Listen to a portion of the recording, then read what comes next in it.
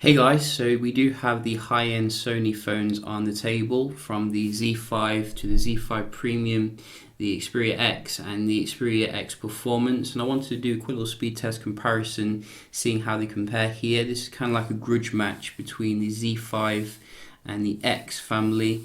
You know, they are at war with each other here to see who reigns supreme, and we're going to start them off at the same time here, see if we can do this.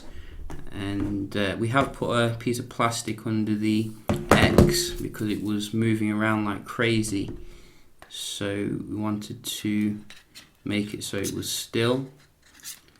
And we're going to try and start them all up at the same time here. So 3, 2, 1, let's go.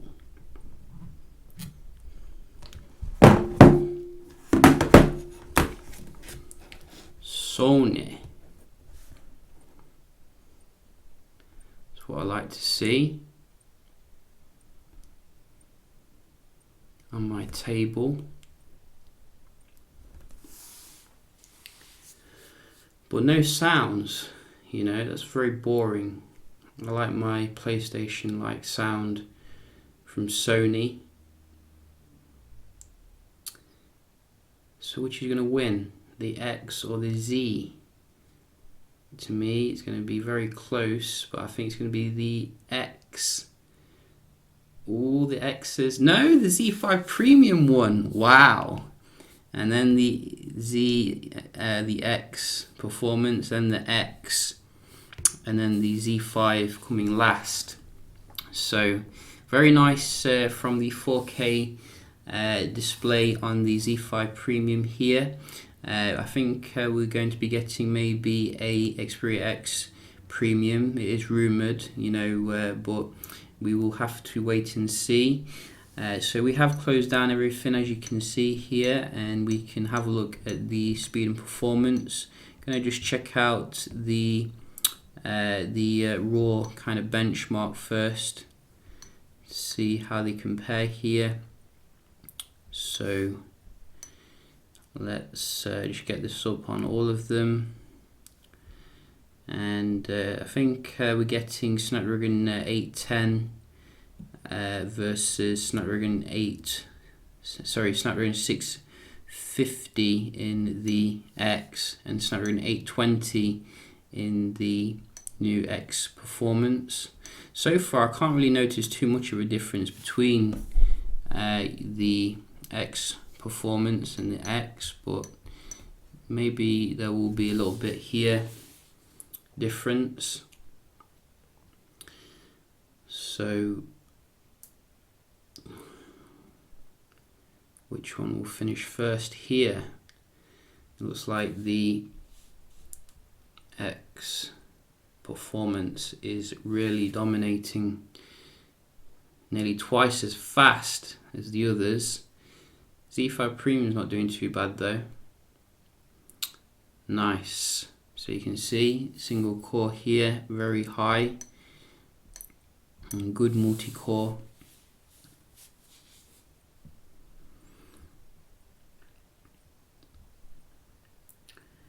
And the X, not too bad, you know, certainly higher than the Z5 Premium when it comes to the single core. It's just the multi-core which lets it down a little bit. The Snapdragon 650 processor. Wow, and the Z5 is a slug here on this test. All of them are up to date in terms of the software as well.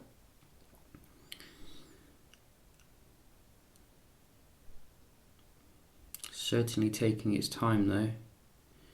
Wow, that sucks.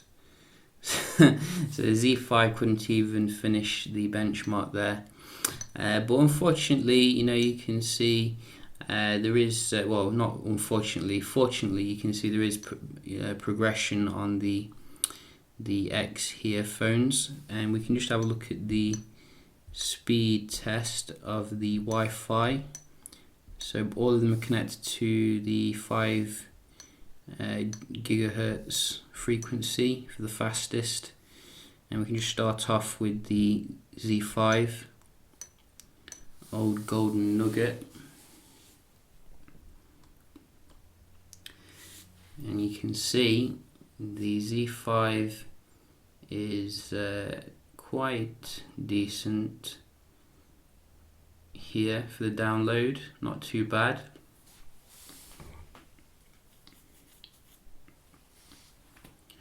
Could be better though.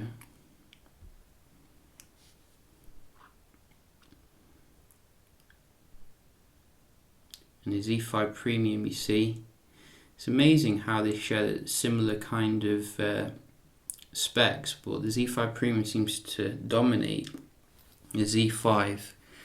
Maybe they put some better kind of specs in there but didn't tell anyone, or maybe it's the enhanced kind of space. Whoa, you can tell it's late. It is very late. I'm knocking over the camera nearly. So Xperia X here, this one is bad, not good. Xperia X, considering the price, I mean, come on, that is very poor. I've seen it do better than that before. Don't let me down, performance. We want some performance here. Yes, there you go. So it is the winner here. Not by much though. You know, I definitely think would have been better. I'm getting 200 down on the S7, and even the Nexus 6P gives me that. But we are getting the best upload on the Z5, which is very interesting. So not much difference in terms of the upload there. You can see quite, disappointing, but nevertheless, you can see there has been a definite progression here when it comes to the software on the Sony handsets. We do have a much more kind of streamlined interface now. I think the older handsets have taken on the circular design of the newer ones, and obviously we do have the lack of small apps as well. So you did have that on the older one, the Z5 Premium, but you don't have that anymore. Sony got rid of it. We also have some very nice new kind of widgets here, such as this weather widget, which looks very fresh. You do get the what's new kind of widget still, which is nice. And I think basically the notification area looks quite similar to before, not really much difference here. And the same can be said as well for the settings, but I think there have been some differences in terms of where things are.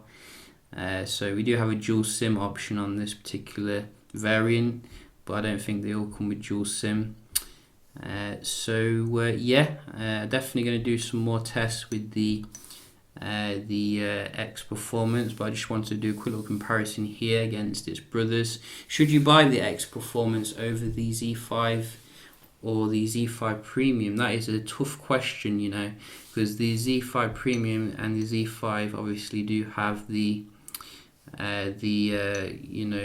4K here somewhere, and we don't have that anymore on the new boy, which is weird if you ask me. And I think also these do come with waterproofing. Sony's being quiet about the waterproofing on the X Performance, but I think it does have it unofficially, so we'll probably have to test that out. This one definitely doesn't though, so you might want to be careful with that one. Also, obviously we're getting a 4K display on the Z5 Premium, which is very good for watching movies. As I said, I'll do some more comparisons with the Xperia X Performance. Hope you enjoyed this little comparison here with the Sony family, and if you've got any questions, do let me know, and I'll see you in the next one. Cheers.